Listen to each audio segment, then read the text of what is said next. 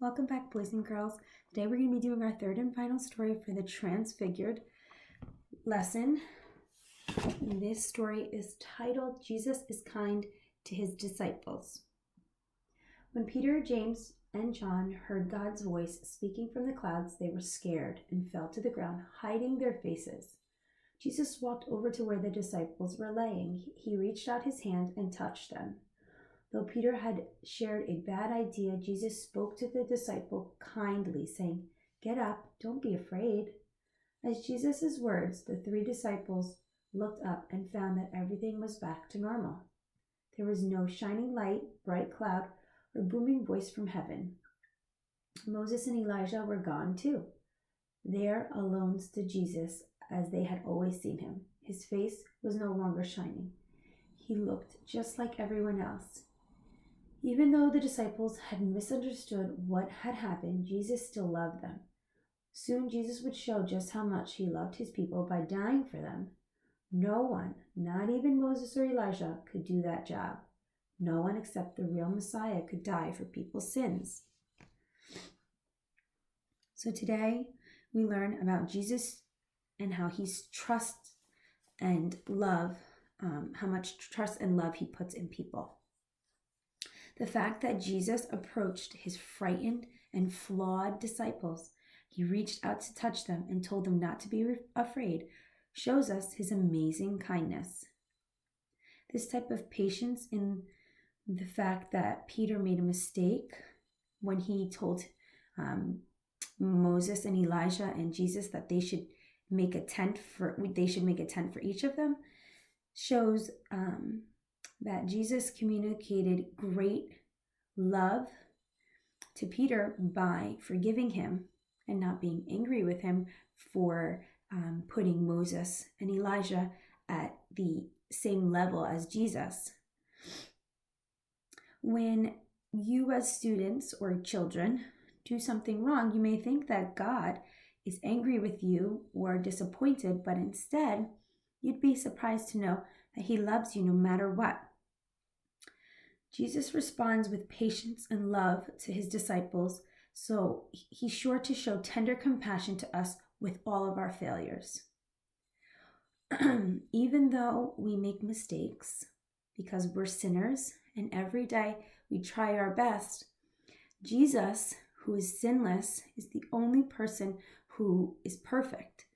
And he understands and loves us and is compassionate towards us and will forgive us and is always going to show love and kindness to us even when we make mistakes. So let's take a look at some of the questions from our story and see if we can answer them. How did Peter, James, and John feel when they heard God's voice speaking from the clouds? Were they excited? Were they nervous?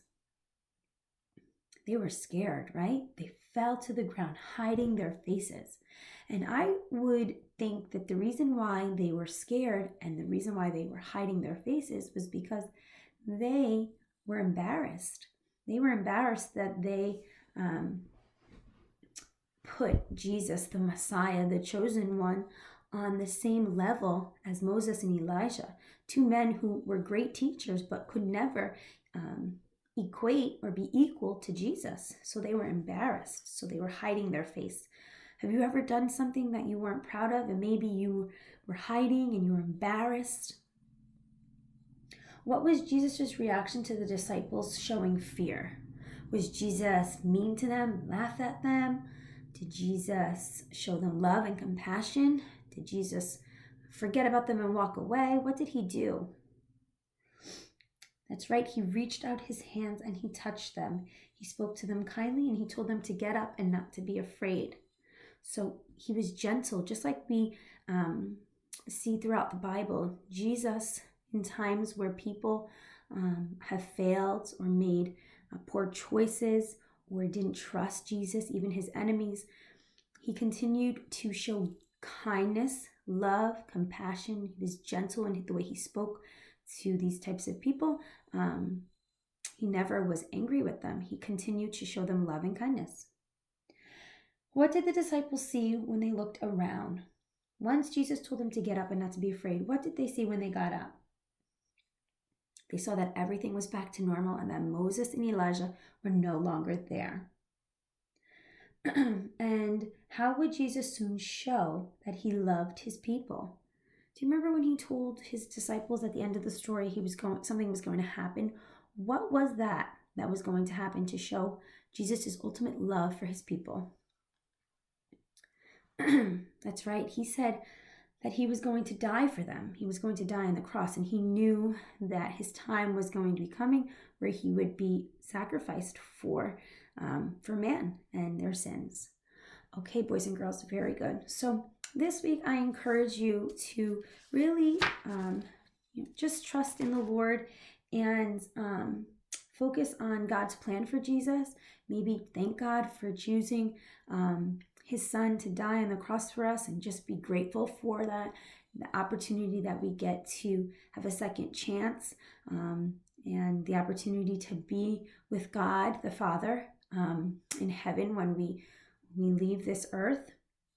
We know that in this story we learn about Jesus' trust and love and kindness to people, and it reminds us to always be kind and sweet and compassionate towards other people.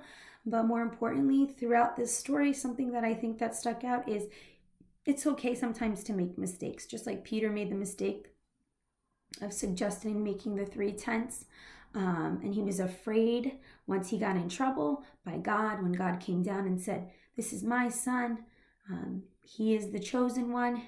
And he kind of reprimanded Peter and the other disciples. It's important for us to remember, even though we sometimes are going to make bad choices and we may get in trouble for them, you should not feel disappointed. God is not disappointed in you. He still loves you. Your parents are still going to love you if you made a bad choice. Remember, when you make bad choices, that doesn't mean you're a bad person. It's just a bad choice. It's just a bad moment. And it's an opportunity for us to learn from them. So I encourage you to remember that. Always be truthful, always be kind, loving, and always honor God. All right, boys and girls, God bless.